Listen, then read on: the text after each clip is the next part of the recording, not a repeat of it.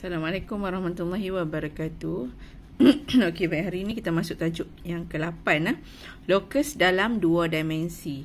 Okey, dalam tajuk ni kita cuma ada dua sahaja subtopik, iaitu lokus dan juga lokus dalam dua dimensi. Tajuk ni pendek saja. Jadi hari ni cikgu nak masuk 8.1 dulu nah, lokus dulu. Apa dia lokus? Okey, kita tengok maksud lokus. Okay, nampak dah ni buku teks kamu, muka surat 200.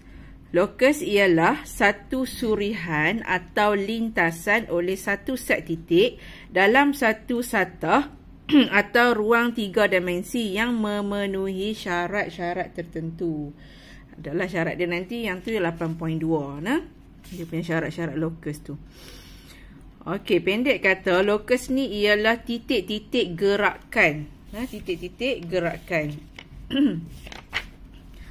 Contohnya macam soalan satu ni, contoh satu. Okey, satu titik C dilukis pada satu sayap sebuah kipas. Ni, macam ni. Okey, titik C ni dilukis pada salah satu sayap ni dekat hujung ni, yang sedang berputar seperti dalam rajah. Terang dan lakarkan lokus bagi titik C. So, kita nak terangkan apa bentuk lokus ni. Bila dia berputar, kipas, bila dia berputar dalam gerakan bulatan. Maka lokus yang terbentuk, titik-titik gerakan tersebut adalah bentuk bulatan. Jadi, jawapannya adalah lokus bulatan. Ini dia punya bentuk dia. Maka lokus yang terbentuk adalah sebuah bulatan. Okey, baik, kita boleh tengok contoh yang lain. Kamu tengok buku latihan yang kamu ada, buku 2 ni tajuk 8, maka kita guna buku 2. Okey, dalam buku 2 ni tengok soalan 1, latih diri 8.1a. Lakar dan nyatakan lokus bagi titik A pada setiap objek dalam rajah berikut. Okey, kita tengok yang ni. Seorang kanak-kanak sedang menggelongsor turun dari papan gelongsor. Okey, bila dia turun ni, maka lokus yang terbentuk, lokus apa? Takkan bulatan pula kan? Dia turun ni, maka gerakannya adalah garis lurus yang selari dengan papan gelongsor. Okey, jadi yang ni jawapannya adalah, kita lukis dia punya lokus, bentuk lokusnya. Okey, satu garisan condong. Okey, ini bentuk lokus. Kemudian kita tulis dia punya pernyataan, iaitu garis lurus yang selari dengan papan gelongsor. Yang selari dengan papan gelongsor. Okey, macam tu ya. Okey, tengok B. Sebiji bola keluar dari jaring bola. Okey, bola duduk kat sini. Keluar daripada jaring ni, maka gerakan lokusnya, bentuk lokusnya adalah satu garis menegak. Lukis dia punya lokus dia. Sebab dia kita lakar kan. So, lakarlah. Lakar dia punya lokus dia. Kemudian tulis pernyataannya. Garis lurus yang menegak.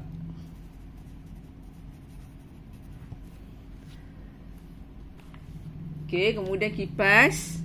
Kipas siling yang berpusing. Okey, kipas ni berpusing kan. Tadi cikgu dah buat contoh. Okey. Tadi kita dah buat contoh. Maka bentuknya adalah bulatan. Oh, tak nampak. Sorry. Bentuknya bulatan. Bulatan ni lukis betul-betul. Okey, dalam tajuk ni kamu lukis lah. Kita kena guna. Nak cikgu cari jangka lukis. Dalam tajuk ni kamu memang kena guna jangka lukis pembaris protractor, memang kena ada. Tak boleh hantam saja, tak boleh, sebab ini tajuk geometri. Jadi lukis satu bulatan sebab bentuknya adalah bulatan.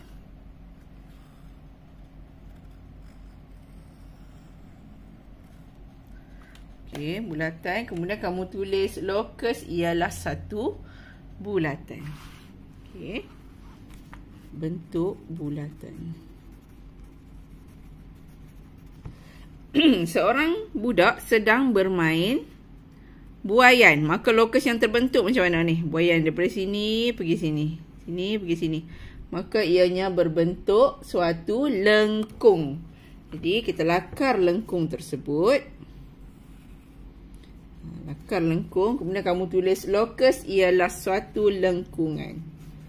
Lokus ialah suatu lengkungan. Itu bentuk-bentuk lokus lah. Okey, nombor 2. Nyata dan lakarkan lokus bagi satu titik pada pergerakan hujung jarum minit pada muka jam. Jarum minit pada muka jam. Okey. Ni jam. Ni jarum minit. Okey, jarum minit ni dia bergerak macam mana? Dia akan bergerak bulatan lah kan? Dia akan bergerak satu bulatan ni. Maka bentuknya adalah suatu bulatan. Jadi kita tulislah bulatan. Nyata kan? Dia kata nyata kan? Okey, nyatakan ianya adalah bulatan. Kemudian lukis menggunakan jangka lukis. Nah, lukis satu bulatan. Tak kisahlah jari dia berapa. Okey, lukis satu bulatan menggunakan jangka lukis. Apa ni? Pensel cikgu ni panjang sangat. Kalau cikgu lukis dia tak kena ni. Cikgu angkat sikit lah. Ni kamu pun pandai lukis kan? Okey, ni kita lukis bulatan.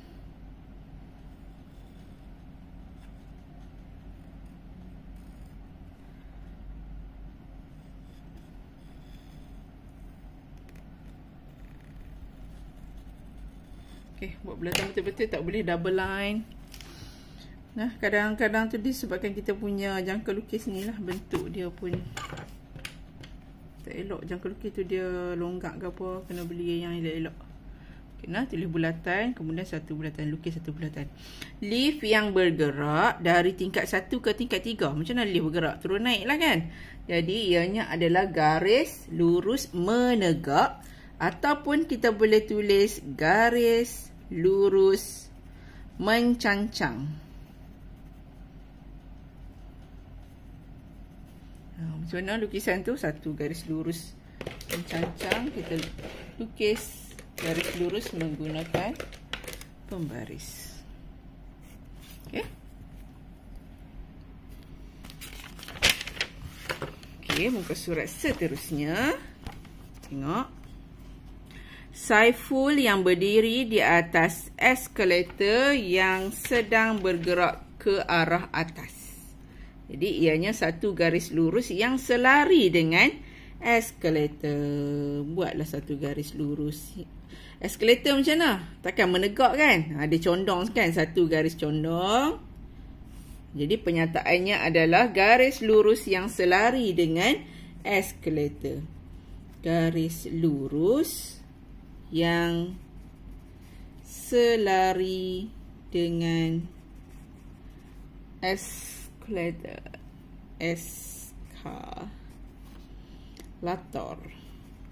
Okey. Sebilah lembing yang direjam oleh ranjit. Okey, lembing. Siapa pernah main lembing? Lembing macam mana? Dia punya bentuk dia bila dia jatuh tu, dia akan melengkung jatuh kan, daripada atas turun bawah dia melengkung kan. Jadi suatu lengkung. Tulis saja bentuk dia lengkung. Dan lakarlah daripada dia bawah ni, dia akan melengkung turun. Macam ni caranya. Okey, tengok latih diri 8.1b. Lakarkan lokus 3 dimensi bagi setiap bentuk 2 dimensi berikut apabila diputarkan 360 darjah pada garis AB. Tengoklah bentuk ni. Okey, yang ni 2 dimensi ni. Kemudian dia kata lakarkan bentuk 3 dimensi. Okey, 3 dimensi ni apabila kita nampak yang belakang dia sekali nah. Macam ni contoh. Yang ni 2 dimensi nampak macam ni je. Sebenarnya ini adalah satu silinder. Bila dia berputar ni, kita nampak dia adalah satu silinder sebab ianya adalah 3 dimensi. Dia nampak belakang sekali ni. Kalau depan saja ni, kita nampak segi 4 ni saja. Tapi bila dia berputar, kita akan tahu benda ni adalah bila kita nak buat bentuk 3 dimensi, kita kena buat yang di belakang dia sekali. Jadi kalau kita tengok A ni bentuk apa? Okey, contohnya yang ni, papan ni kalau kita tengok 2 dimensi, bentuk dia segi 4 tepat sahaja. Tapi kalau kita tengok dia 3 dimensi, kalau kita nak lukis dia 3 dimensi, dia bentuk silinder. Ini dia ada lagi belakang ni. Begitu juga dengan contoh yang kedua ni. Bentuk dia macam ni sahaja, tapi ianya adalah satu sfera lah. Bentuk bulat macam ni. So kalau 360 darjah dia berputar. Jadi yang ni cikgu tunjuk teruslah. Okey, macam ni contoh dia. Kalau dia macam ni, kalau kita nak lakarkan dia lokus 3 dimensi, ianya adalah kon, berbentuk kon. Okey, yang ni silinder, ni sama macam ni, yang atas ni. Okey, jadi ianya adalah silinder. Okey. Soalan C, tengok bentuk macam ni. Ni macam ni bentuk dia nah. Macam baldi ni. Yang atas tu besar dan yang bawah tu kecil daripada yang atas. So kamu kena lukis yang ni lah. Okey, dan satu lagi bentuk yang D tu. D tu bentuk dia macam ni. Bila kita tengok 2 dimensi, kita nampak yang muka depan sajalah. Tapi sebenarnya ia berbentuk ni, kalau 3 dimensi bentuk dia macam ni. Okey. Apa yang cikgu nak kamu buat ialah kamu buka muka surat 61. Ni soalan ni. Okey, kamu buat soalan ni, bagi siap soalan ni, kemudian kamu turn in dalam Google Classroom. Turn in soalan ni sahaja, muka surat 61 sahaja. Kelas yang berikutnya kita akan sambung 8.2. Kelas hari Jumaat nanti. Kita akan sambung 8.2. Tengoklah setakat mana yang kita sempat. Soalan apa ni? Tajuk ni pendek saja. Okey kelas, Assalamualaikum warahmatullahi wabarakatuh.